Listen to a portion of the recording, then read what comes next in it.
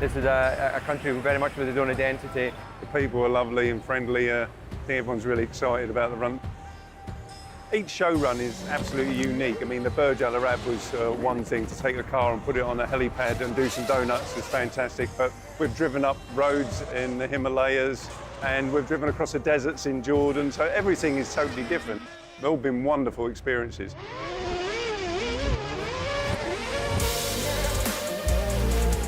They've all been journeys of discovery for me personally, and I also feel proud that we're taking Formula One to countries and to new fans. Although they're not a mature audience for Formula One, there's clearly a great deal of excitement about this first opportunity to see the Red Bull racing car. Doing show runs themselves is absolutely fantastic. I mean, what a job. You get to show off around the world, doing donuts and having fun. So, no, it's great. I love it.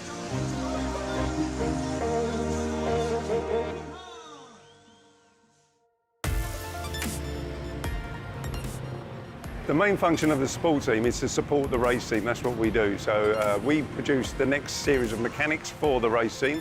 So this is a good training ground for them. Our responsibilities within Aston Martin Red Bull Racing are for testing and development of the cars, as well as supporting the race team at various race events. Because we have various gaps during the season where we're not required, that gives us a chance to go out and show off a bit with the show cars. So yeah, it's a pretty varied job, but it's exciting and changes quite a lot. It's a smaller group of people here when we have a running show car versus a proper Grand Prix team, but it's all the same skill sets that are necessary. So we have our engine engineers here, we have data engineers, we have the mechanics, of course, and the challenge is that we're always dealing with temporary facilities. We always take two cars to an event, one spare car and one actual running car. This is because we don't run a spares package, so if anything goes wrong, we've always got a substitute car to go to. So we pack the cars in Milton Keynes in 3 boxes. We have to break the cars down a little bit to get them into these boxes because they're special size to fit in any aircraft. It's very tight getting them out. We're playing with about 5mm of distance between the front and rear of the car, so precision forklift driving is all that matters. Our next step is to unpack the cars and assemble all the components. Down the tag. Hold on, Jono. In a bit. Tilt back. That's it. Generally takes around about 9 hours to unpack the car and build them complete, ready for fire up.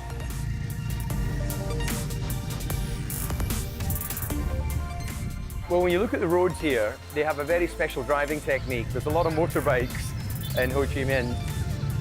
Somehow it seems to work though, doesn't it? They all just filter in and out of each other, no one hits each other. There's no question they've got good spatial awareness, so if this event serves to stimulate an interest in motor racing, then maybe in the future we'll have a Vietnamese Formula One driver. 6 months ago, I first came to Ho Chi Minh in Vietnam to locate or identify the location where we stood now. And so with security, are you going to stop? There won't be viewing from the steps. You'll keep people moving up and down, correct? Yeah. That's actually going to be quite tight. Actually here, because of the truss structure, we're going to be coming out left hand down. So he's actually going to be going out left first. When DC stands on top of the car and gives it the hands up, that's your cue to come in with the hero car. Okay. This is looking really nice. I'm genuinely excited about how event day is going to be. When you see the plans, when you see the presentations and the artist's impression, you think, okay, yeah, it would look great. Yeah. But then when you see it in real life, coming to fruition like this, it's going to be really exciting. Yeah. It's taken 6 months of work to get this far, and a lot's changed. We've now got a racetrack just outside of the heart of Ho Chi Minh.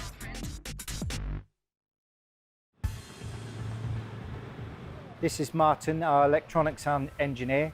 As you can see, he's just plugged into the car via the umbilical here. We call this cord an umbilical, which links the laptop to the ECU on the car.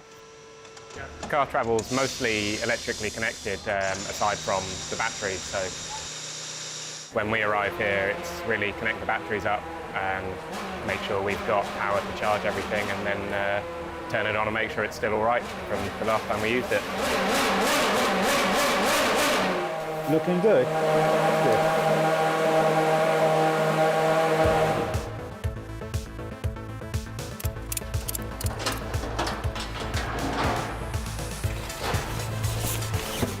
9:05 in the evening, cars just arrived from the team garage. Rehearsal, night before the large event. Martin Garrix will be DJing, probably 50 foot above us. But what we're interested in now is making sure that the structure and the car's safe for the live show. This platform's actually on rollers, which it will move towards the main stage. As you can see in front of us, we've got the lift. The car on its dolly will go onto these train tracks. The lift you stood on will go up, and then the F1 car will be propelled down the main stage. If you look directly up above us, they haven't just forgotten the LED screens up there. That's actually the DJ booth where Martin Garrix will be. It's amazing to have the world's #1 DJ DJing with our car right out in front of it. It's pretty special. This is huge. The whole platform just slides. Slides, yeah. The guys are doing great. They're doing a really good job, but this is why we have rehearsals. I think this will look epic. Yeah. This will look well done. Yeah. This is going to look unbelievable, especially when the fireworks are going off. I can't wait to see it.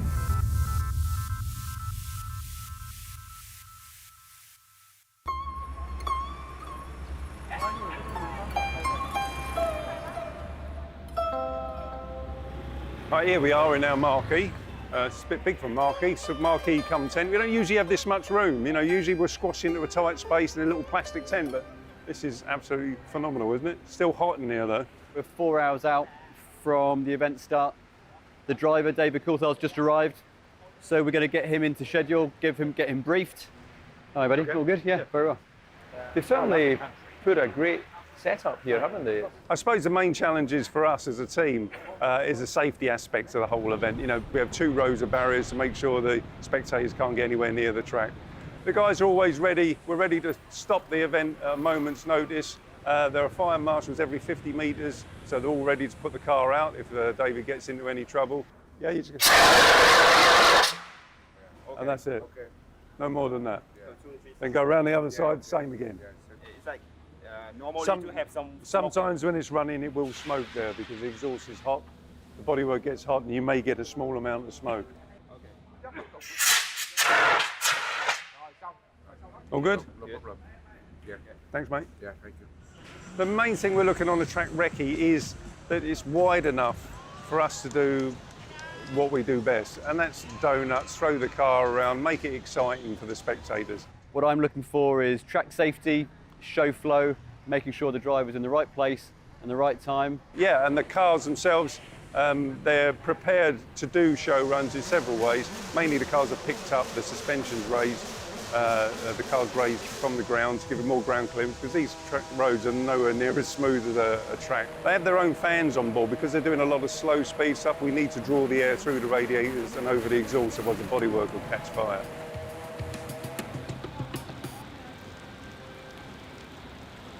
So now the storm's here, it's getting quite heavy.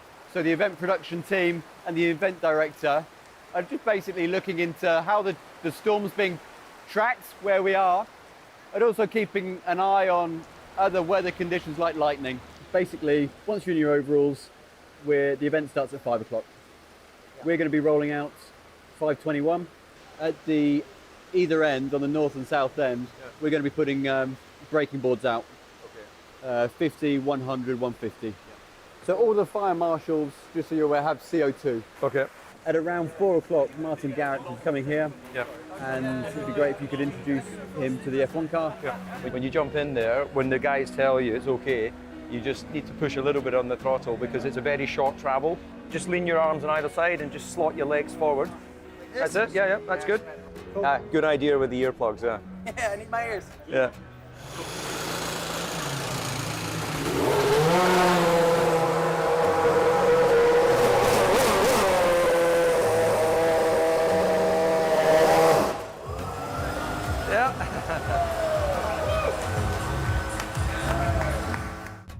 Is DC about?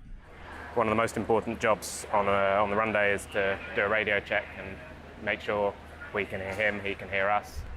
Can you hear me talking? 1, 2, 3. 1, 2, 3. Okay. Can you hear me on this one? Okay.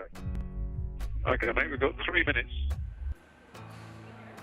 Every country we go to, we get a fantastic turnout and a great reception to seeing a Grand Prix car up close and personal. Very excited to, for the very first time, bring a Formula One car to this country. I've done so many of these running show car events over the years now, and they never fail to lose their excitement because you get so close to the public. So we're going at 26 minutes past.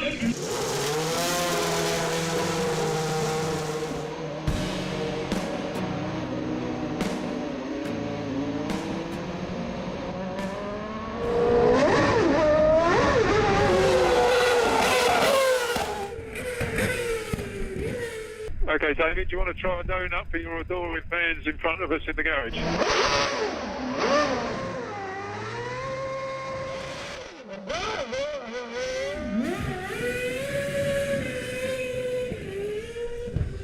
Okay, we have 1 minute to kill, 1 minute.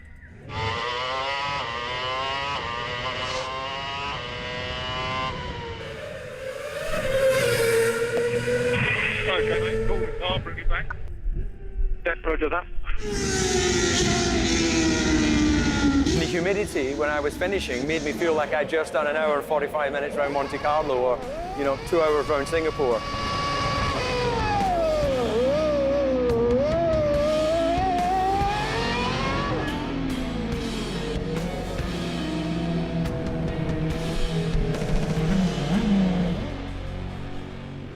Well, that went down well, mate. Good, yeah. You got 20 minutes, mate.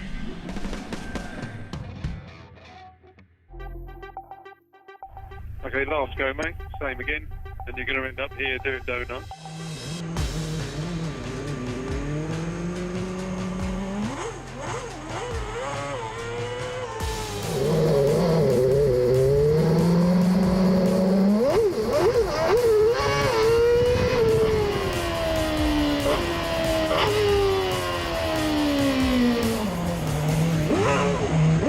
Once more up and down, and then the grand finale, mate.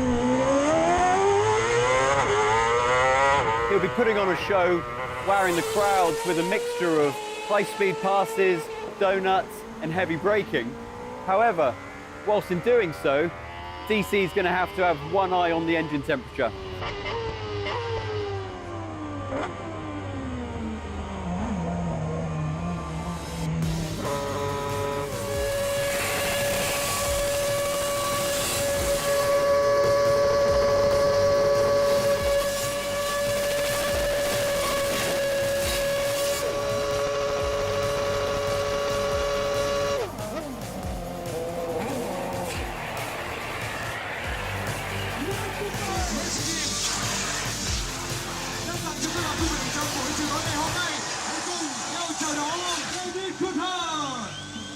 He made history today, running the first time Aston Martin Red Bull racing car in Vietnam.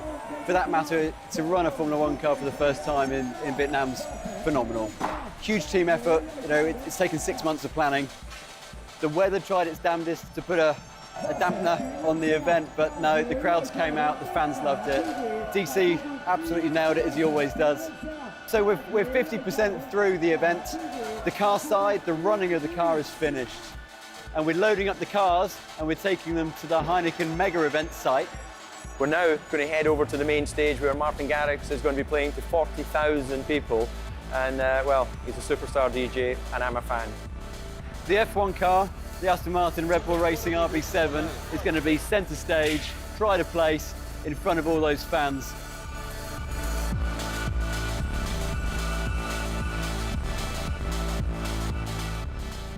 Honestly, it's been really fantastic to be here, to bring Formula One to Vietnam, to see the passion and energy that all of you beautiful people have. So thank you very much on behalf of Red Bull and myself.